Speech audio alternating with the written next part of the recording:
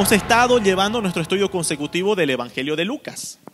Y hemos visto que en el ministerio de nuestro Señor Jesucristo hemos encontrado muchos milagros. Pero una de las realidades que vamos a ver en el estudio, en el sermón de esta mañana, es que aunque el Señor Jesucristo hizo muchos milagros en el desarrollo de su ministerio, vamos a ver que el Señor Jesucristo tenía bien claro cuál era su principal motivo de la encarnación. ¿Cuál era el objetivo principal al cual Él se dirigía en el ministerio que llevaba a cabo? Hoy vamos a estudiar el Evangelio de Lucas, capítulo 9, desde el versículo 37 al versículo 45. Así que les invito a abrir nuestras Biblias en el Evangelio de Lucas, capítulo 9, versículos 37 al versículo 45. Y vamos a ver 3 puntos en esta mañana, para aquellos que están tomando apunte poder ir anotando. 3 puntos en esta mañana. Punto número 1, la descripción de un problema. Punto número 2. Los discípulos son exhortados por su poca fe. Y punto número 3, palabras que deben penetrar a nuestros oídos. Empezamos viendo nuestro primer punto. Vamos a dar lectura. Lucas capítulo 9, versículo 37. Empieza la palabra de Dios diciendo: al día siguiente, cuando descendieron del monte, una gran multitud les salió al encuentro. Lucas inicia su relato de este evento como una continuación de lo sucedido anteriormente. Empieza diciendo al día siguiente ¿de qué? ¿Qué había pasado la noche anterior? Bueno, la noche anterior había sucedido lo que estudiamos como la transfiguración del Señor Jesús. Aquella noche el Señor Jesús había apartado a 3 de sus discípulos, a Pedro, a Juan y Jacobo, y los había llevado aparte a un monte a orar, y el Señor se había transfigurado delante de ellos. Es decir, su rostro cambió de forma, iluminó como el sol, como describe el Evangelio de Mateo. Y Lucas, ahora al iniciar este relato, dice que todo esto que vamos a estudiar sucede cuando Jesús y estos 3 discípulos bajaron de aquel monte en la mañana siguiente. ¿Qué es lo que sucede? Dice que una multitud estaba esperando al Señor Jesucristo y le salió al encuentro. En el Evangelio de Marcos, quiero que sin perder Lucas vayamos viendo los otros evangelios. El Evangelio de Marcos capítulo 9, que nos relata la misma historia, nos muestra un poquito la desesperación que había en las personas de encontrarse con el Señor Jesucristo. Marcos capítulo 9, versículo 14 y 15, cuando llegó a donde estaban los discípulos, vio una gran multitud alrededor de ellos y escribas que disputaban con ellos. Y enseguida toda la gente, viéndole, se asombró y corriendo a él, le saludaron. Amados hermanos, algo que hemos estado viendo que se ha hecho frecuente en el ministerio de nuestro Señor Jesucristo era que las multitudes empezaban a buscarle. Las multitudes estaban constantemente al acecho del Señor Jesucristo, pero el Señor Jesús, una de las cosas que hemos visto también en otro de los milagros, no se fiaba de ellos porque Él conocía las verdaderas intenciones de su corazón. No se fiaba de que una gran multitud que viene a escuchar la palabra. No, el Señor sabía que lo único que querían a veces era que se les dé alimento, pan, o simplemente que se les ayude con aquella necesidad material o física que tenían en ese momento. El Evangelio de Marcos, como hemos leído, nos cuenta que entre ese grupo, entre esa multitud que estaba esperando al Señor Jesucristo, también habían escribas. Parte de este grupo religioso que se encontraba también abajo del monte. Y un detalle que nos presenta el Evangelio de Marcos es que se encontraban discutiendo con los discípulos. ¿Con quiénes estaban discutiendo? Bueno, estaban discutiendo con los otros 9 discípulos que no subieron al monte. Eso nos dice el Evangelio de Marcos. Los escribas estaban discutiendo con los otros discípulos. ¿Cuál era la razón de la discusión?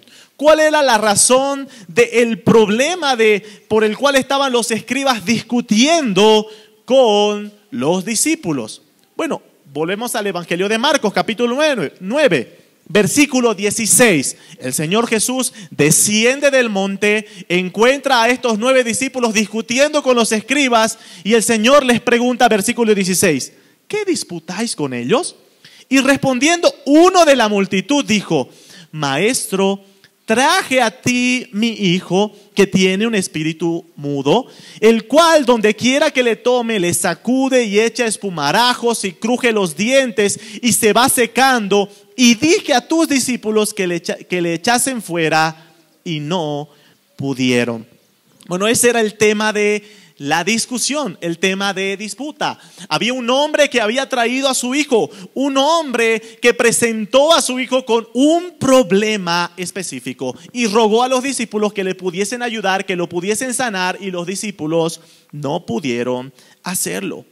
El Evangelio de Lucas, si volvemos a nuestro pasaje en Lucas capítulo 9, nos va a decir que ahora este hombre, el padre de este joven, se dirige al Señor Jesucristo. Se dirige al Señor Jesucristo. Verso 38, Lucas 9:38. Y he aquí, un hombre de la multitud clamó diciendo, Maestro, te ruego que veas a mi hijo, pues es el único que tengo. Te ruego que veas a mi hijo. Amados hermanos, este padre de familia muestra la actitud que debe tener todo hombre hacia el Creador, de actitud de humildad ante el dueño del universo. A Dios no se le exige, a Dios no se le obliga, a Dios no se le declara, no se le decreta, a Dios se le ruega, se le implora, se le suplica. Y vemos a este padre de familia acudiendo al Señor, rogándole por su misericordia. Aquella expresión que dice, te ruego que veas, no es solamente la acción de mirar, sino que implica una acción de compasión. Te ruego, Señor, que veas con compasión a mi hijo. Lucas, como ya hizo en otra ocasión, hace un énfasis especial que este hijo era el hijo único de este padre. Esto ya lo hizo Lucas también con la hija de Jairo, como también lo hizo con el hijo de la viuda de Naín, que también era hijo único. Así que es algo que Lucas ha estado mostrando para intentar mostrar que no solo es el problema de la enfermedad, de la situación de este joven, sino el detalle de que era el único hijo. La descripción del problema. ¿Cuál es la descripción del problema? Como habíamos visto en el Evangelio de Marcos, se lo presenta como: mi hijo tiene un espíritu mudo que viene y lo sacude. Ahora, ¿cómo describe Lucas este problema? Dice nuevamente versículo 39, sucede que un espíritu le toma y de repente da voces, lo sacude con violencia, le hace echar espuma y lo estropea, y a duras penas se aparta de él. Tanto Marcos como Lucas coinciden en que lo que a este joven le sucede es que un espíritu le toma. Ahora, si nosotros vamos al Evangelio de Mateo, Mateo nos va a presentar un síntoma de una enfermedad. Por ejemplo, quiero que me acompañen a Mateo capítulo 17.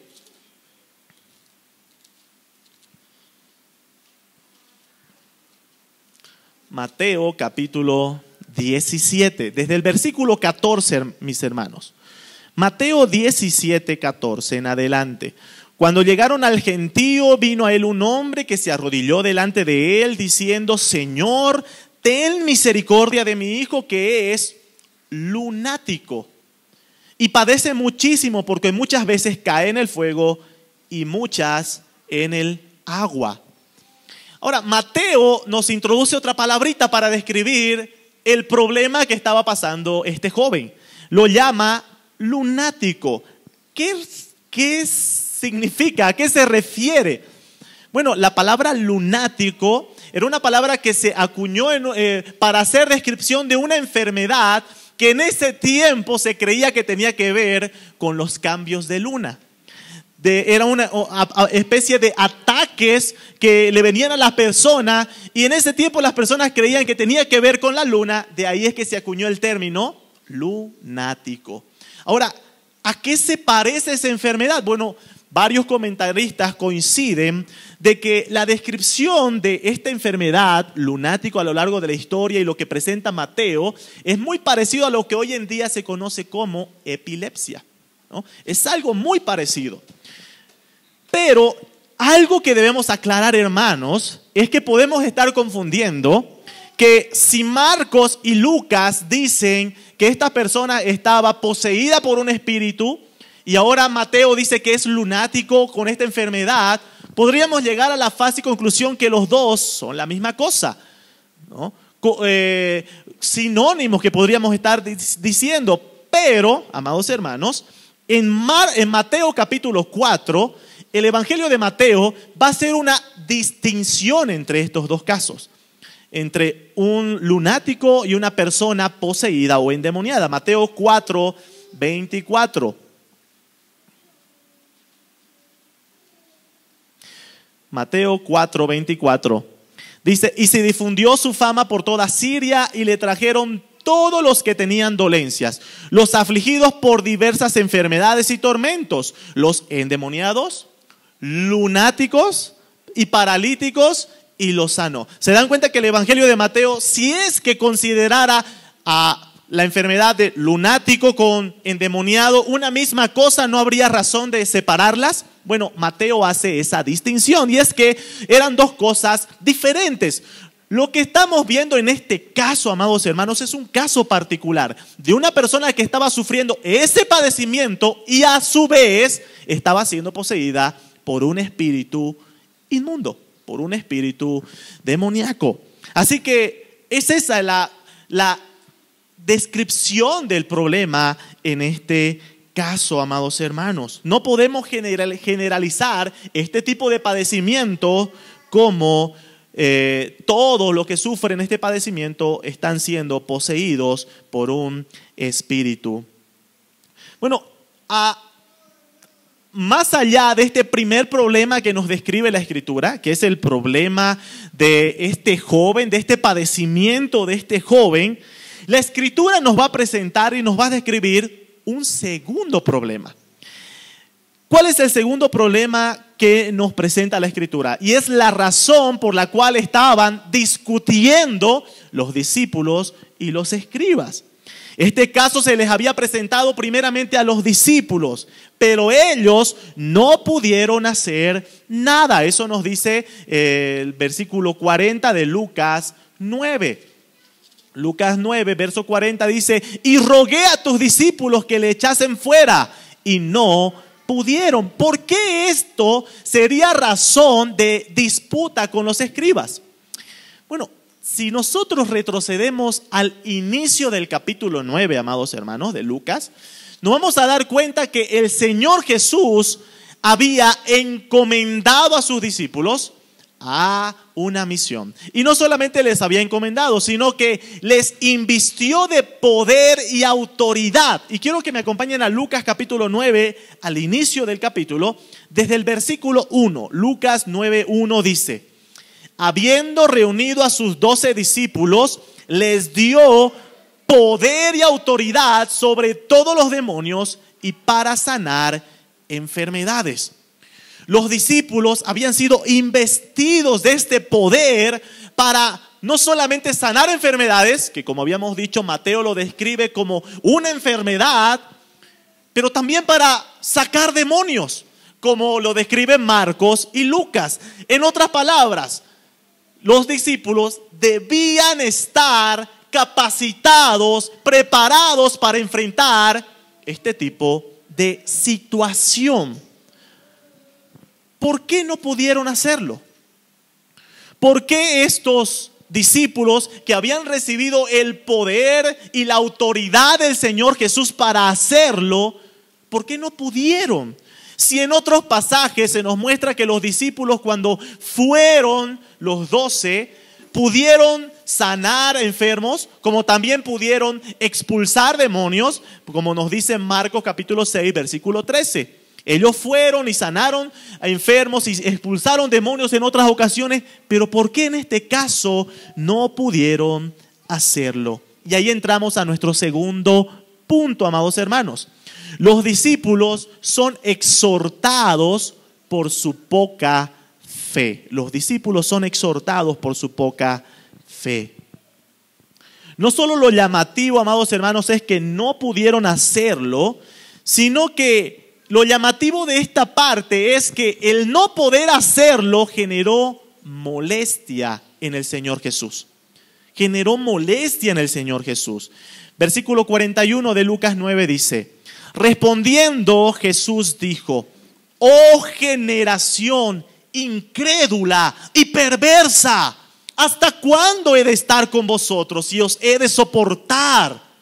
El Señor Jesús se enojó, se molestó porque estos discípulos que habían recibido poder y autoridad para hacerlo, no pudieron hacerlo. Pero nuevamente seguimos con la pregunta: ¿por qué no pudieron hacerlo? El Señor Jesús va a describir en el Evangelio de Mateo, nos va a describir la razón por la que los discípulos no pudieron hacerlo. Mateo capítulo 17. Mateo 17, versículos 19 al 20. Mateo 17, 19, 20 dice: viniendo entonces los discípulos a Jesús aparte, dijeron: ¿por qué nosotros no pudimos echarlo fuera? Jesús les dijo: por vuestra poca fe. Por vuestra poca fe. El Señor Jesús señala como principal razón la poca fe de los discípulos.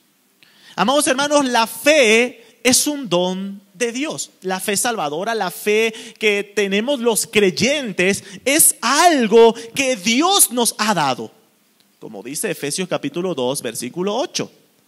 Pero también el escritor a los Hebreos capítulo 2, 12, versículos 1 al 2 nos dice que es Él quien es el autor y consumador de la fe. La fe es una gracia que se nos ha otorgado, ¿sí? La fe es algo que proviene de Dios. Pero, amados hermanos, la fe es algo que debe ser desarrollada y debe ser alimentada para crecer. No podemos nosotros pensar que la misma fe con la que iniciamos nuestra vida como creyentes va a permanecer en la misma medida. La Escritura nos va a mostrar que nuestra fe debe ir en progreso, debe ir en crecimiento. Es lo que le dice el apóstol Pablo a los tesalonicenses en su segunda carta. Acompáñenme, segunda Tesalonicenses capítulo 1, versículo 3. Segunda Tesalonicenses capítulo 1, versículo 3. Dice: Debemos siempre dar gracias a Dios por vosotros, hermanos, como es digno, por cuanto vuestra fe va creciendo y el amor de todos y cada uno de vosotros abunda para con los demás. La fe es algo que va y debe ir creciendo. Ahora, el apóstol Pablo aquí está dando gracias porque estos hermanos a los cuales les escribe, su fe estaba creciendo. La pregunta, hermanos, con la que podemos ir evaluando nuestra vida en esta mañana es: ¿tu fe va creciendo? ¿Hay un crecimiento, hay un progreso de tu fe? Quiero que volvamos al pasaje de Mateo capítulo 17, porque el Señor Jesús va a ilustrar este tema de la fe. Mateo 17, volvemos al versículo 20.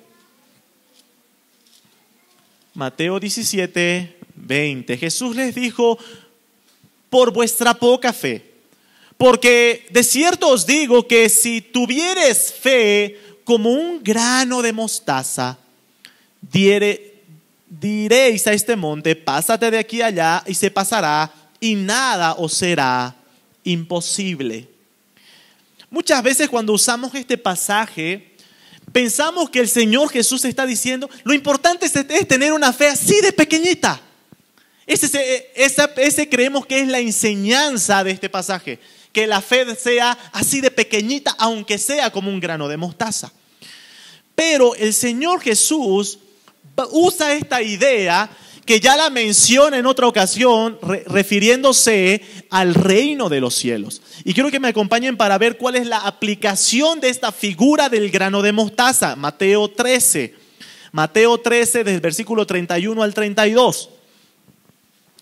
Otra parábola les refirió diciendo, el reino de los cielos es semejante al grano de mostaza que un hombre tomó y sembró en su campo, el cual a la verdad es la más pequeña de todas las semillas, pero cuando ha crecido es la mayor de las hortalizas y se hace árbol de tal manera que vienen las aves del cielo y hacen nidos en sus ramas. Hermanos, la idea de lo que está diciendo el Señor Jesús cuando habla de esa ilustración de la fe como un grano de mostaza es que la fe, aunque puede empezar siendo algo tan pequeño, debe ir creciendo, al igual que aquella semilla del grano de mostaza, que aunque empieza siendo una semilla muy pero muy pequeña, termina siendo un árbol grande. Amados hermanos, la fe debe ir creciendo de tal manera. No puede permanecer de la misma manera, amados hermanos, que como usted inició su vida como creyente. Si hasta el día de hoy usted lleva no sé cuánto tiempo como creyente y su fe sigue siendo así de minúscula, preocúpese. Porque el escritor a los Hebreos, en Hebreos capítulo 11, versículo 6, nos va a decir que sin fe es imposible agradar a Dios. Sin fe es imposible agradar a Dios. ¿Cómo vamos a procurar agradar a Dios si no procuramos crecer en nuestra fe? Por si acaso, todo el capítulo 11 nos da ejemplos de hombres comunes y corrientes como nosotros que vivieron por fe. Y si analizamos cada uno de esos ejemplos, nos vamos a dar cuenta de que no eran hombres que empezaron con una fe mayúscula. Eran hombres que tuvieron tropiezos y que fueron creciendo, pero que vivieron mirando y esperando la promesa de Dios. Amados hermanos, crecer en fe, cuando vemos el famoso capítulo 11, se lo describe como los grandes héroes de la fe. Hermanos, esos hombres eran hombres comunes y corrientes como nosotros, pero que fueron creciendo en dependencia del Señor. Generación incrédula y perversa, el malestar del Señor Jesús ante la poca fe de los discípulos. Hermanos, la incredulidad no es otra cosa que la manifestación de nuestra corrupción, de nuestro pecado. Así que es entendible que inconversos, es entendible que personas que no conocen al Señor sean, como se los conoce, incrédulos. Pero hijos de Dios, ¿será que los hijos de Dios podemos vivir de tal manera que seamos confundidos con aquella generación incrédula y perversa? No ha de ser así, amados hermanos. Debe haber una clara distinción entre los hijos de Dios y los incrédulos y perversos.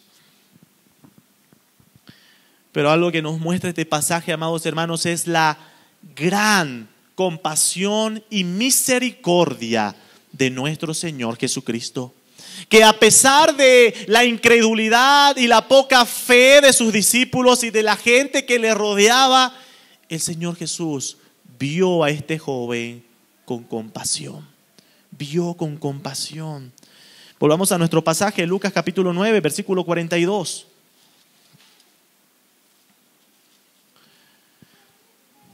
Al terminar el 41, el Señor Jesús le dice al Padre: trae acá a tu hijo. El Señor Jesús mira con compasión la condición de este joven y le dice al Padre: tráela a tu hijo, tráelo, porque tendré misericordia de él. Versículo 42. Y mientras se acercaba el muchacho, el demonio le derribó y le sacudió con violencia, pero Jesús reprendió al espíritu inmundo y sanó al muchacho y se lo devolvió a su padre. El Señor reprendió al espíritu. Hermanos, este pasaje nos muestra la compasión del Señor Jesús ante la condición de este joven, pero al mismo tiempo nos muestra al Señor glorioso que tiene autoridad sobre todo lo que Él ha creado. El Señor Jesús no le pidió: por favor, espíritu, abandona este cuerpo. El Señor fue y reprendió. ¿Dónde hemos escuchado esto? ¿Dónde hemos escuchado, hemos leído al Señor reprendiendo a su creación para que le obedezca? ¿No hemos escuchado esto cuando el Señor Jesús se encontraba en la barca con sus discípulos en una tempestad y los discípulos se desesperaron y le dijeron: Señor, despierta que perecemos? Y el Señor se levantó y reprendió a los vientos y las aguas. ¿Y cuál fue la reacción de la creación? Simplemente obedeció, calló y obedeció. Amados hermanos, de la misma manera vemos a este espíritu inmundo, a este espíritu que forma parte de los ejércitos enemigos del Señor, pero aún así rindiéndose y obedeciendo al mandato del Señor y dueño del universo. El apóstol Pablo en Colosenses capítulo 1 nos va a mostrar que el Señor Jesucristo es el creador de todas las cosas y Él es el que sustenta su creación.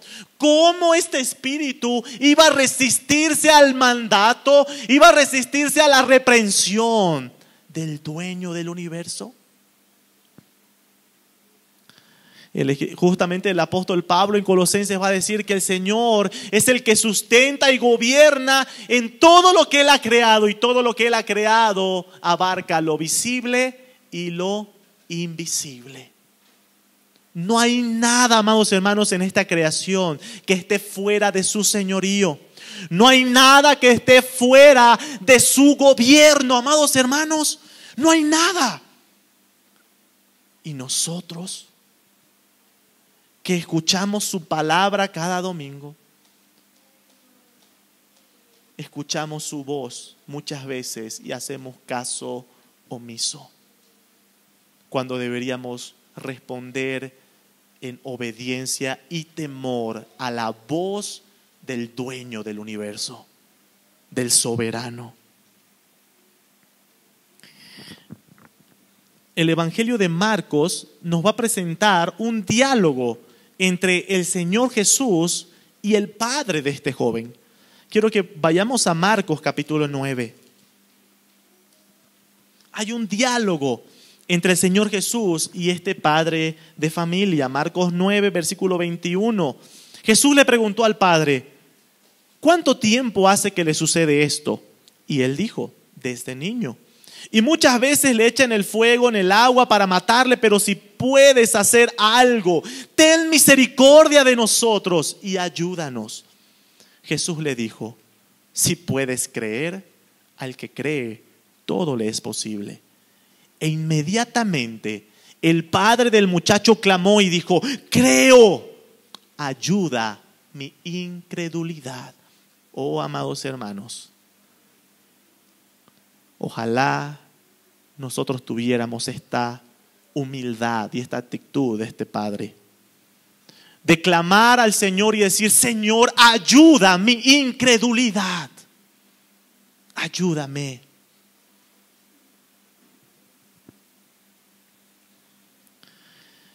¿Cuál fue la reacción de los presentes al ver este milagro? El Señor Jesús tiene misericordia, reprende a este espíritu, el cual sale del muchacho. Y el Padre y el Señor Jesús, todo compasivo, lleva al Hijo y le presenta al Padre: he aquí tu Hijo. Bueno, la reacción de los presentes, Lucas capítulo 9, versículo 43, dice que todos se admiraban de la grandeza de Dios y maravillándose de todas las cosas que hacía. Amados hermanos, en otros milagros del Señor Jesús también vimos cómo la gente se maravillaba de los milagros del Señor Jesús. Eran sorprendentes, hermanos. Eran sorprendentes. Era la reacción natural de las personas que rodeaban al Señor Jesús. Maravillarse y sorprenderse del gran poder y autoridad del Señor Jesús. Desde el principio del ministerio, Lucas nos va a mostrar que se maravillaban de su poder, como también de la autoridad con la que Él enseñaba. Era de admirarse. Incluso en una ocasión, amados hermanos, dice que la gente, debido a la emoción y a estar tan sorprendidos por lo que el Señor Jesús había hecho, dice que quisieron tomarlo a Jesús para hacerle rey. Pero aquí es el momento, amados hermanos, donde el Señor detiene todo esto. Detiene toda esta atención para poder enfocarse en cuál era su principal razón, su principal misión en su estadía en esta tierra. Y entramos a nuestro punto número 3, el último. Palabras que deben penetrar a nuestros oídos. Versículo 44. El Señor Jesús se dirige a sus discípulos luego de estar recibiendo quizás toda esa atención de la gente maravillada, y el Señor le dice a los discípulos, verso 44, haced que os penetren bien en los oídos estas palabras. Hermanos, el Señor Jesús les dice, alto, detengan esto, escuchen lo que voy a decir, porque lo que voy a decir es tan importante que debe penetrar hasta lo más profundo de su ser, que no se les olvide. Si quieren que se les olvide el milagro, que si quieren que se les olvide todo lo que ha pasado acá, pero esto que voy a decir no se les puede olvidar. Debe penetrar a sus oídos. Es lo más importante. De esto es lo más importante lo que voy a decirles. Presten atención. Y sus discípulos a escuchar lo que diría el maestro. Versículo 44. Porque acontecerá que el Hijo del Hombre será entregado en manos de hombres. El Señor Jesús en este momento no permite desviarse de su verdadero objetivo. Y como ya les había dicho anteriormente el Señor Jesús en el capítulo 9, versículo 22, era necesario que el Hijo del Hombre padezca muchas cosas. El Señor no iba a recibir gloria hasta padecer muchas cosas. El Señor debía pasar por el sufrimiento y la agonía de la cruz antes de la gloria. Los discípulos tenían un entendimiento totalmente diferente del Mesías, y eso les llevó a tener expectativas diferentes y erradas sobre el Mesías. Ellos esperaban que el Mesías fuera un guerrillero, alguien que los lidere para liberarse de la opresión militar que estaban sufriendo. Pero al mismo tiempo hay otro detalle que nos muestra Lucas con respecto a esta idea que tenían los dos discípulos.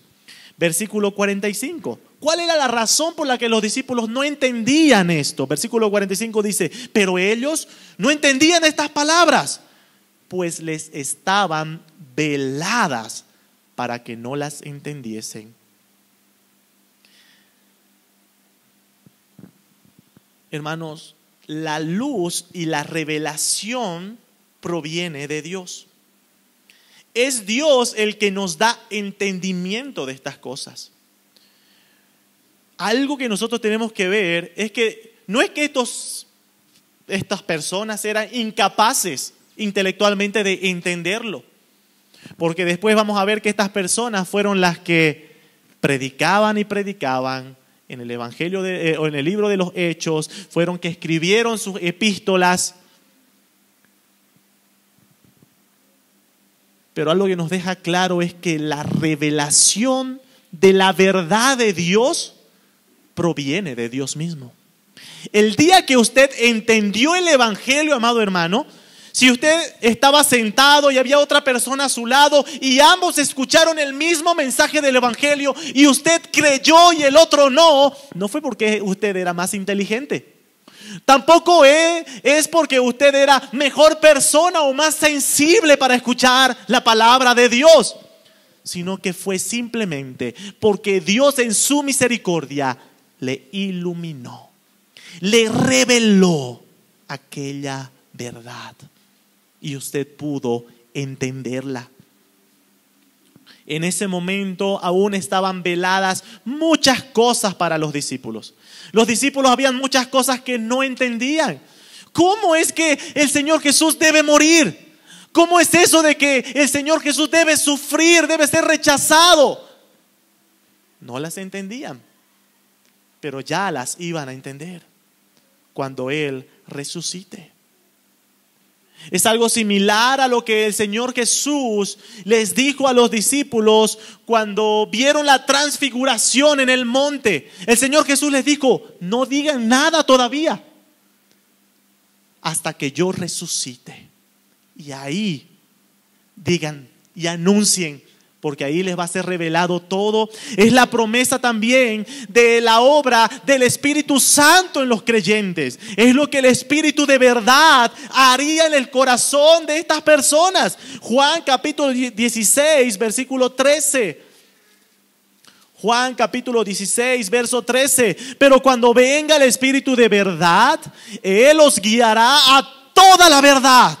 Porque no hablará por su propia cuenta, sino que hablará todo lo que oyere y os hará saber las cosas que habrán de venir. Hermanos, lo que nos hace entender la verdad de Dios, lo que en esta mañana va a hacer la diferencia de que usted pueda entender o no entender, no es su capacidad intelectual, es la obra misericordiosa del Espíritu Santo obrando en nuestros corazones. Y es ahí donde encontramos al apóstol Pablo en 1 Corintios capítulo 2, también diciendo lo mismo. 1 Corintios 2, verso 9 al 10. Antes bien, como está escrito, cosas que ojo no vio, ni oído oyó, ni han subido en corazón de hombre, son las que Dios ha preparado para los que le aman. Pero Dios nos las reveló a nosotros por el Espíritu. Porque el Espíritu todo lo escudriña, aún lo profundo de Dios. Dios nos ha dado su Espíritu, amados hermanos, para que nosotros podamos escuchar su palabra y poder entenderla y poder deleitarnos en aquella verdad. Hermanos, solamente es la obra de Dios en nuestros corazones. Y es eso lo que el Señor Jesús luego va a poner firmemente en el corazón de estos hombres. Estos hombres, luego de la resurrección de Cristo, empezaron a predicar esta misma verdad, que era necesario que el Cristo padeciese, muriera y luego resucitara al tercer día. Era necesario. Entendieron, luego lo entendieron y luego lo predicaban.